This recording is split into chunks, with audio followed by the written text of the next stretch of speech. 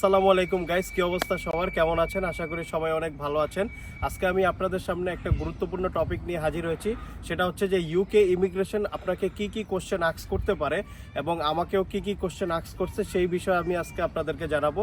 তো এই বিষয়ে জানতে হলে আপনাকে এই ভিডিওটা শুরু থেকে শেষ পর্যন্ত দেখতে হবে, না টেনে। তো প্রথমত যেটা হচ্ছে যে আপনি ইউকে ইমিগ্রেশন যখন ফেস করবেন, আপনি শুধু ইউকে ইমিগ্রেশন নয়, আপনি যদি আমাদের বাংলাদেশ ইমিগ্রেশনও ফেস করেন, তো আপনার ওই জায়গাটা থেকে কনফিডেন্স থাকতে হবে। আপনার মানে নার্ভাস থাকলে হবে না। তো আমাকে যে ইউকে ইমিগ্রেশন যে কোশ্চেনগুলো করেছিল, আগে আমি আমারটা বলি। সেটা হচ্ছে যে আপনি ইউকেতে কেন আসছেন, why you come to the UK, আমাকে এই কোশ্চেনটা করা হয়েছিল।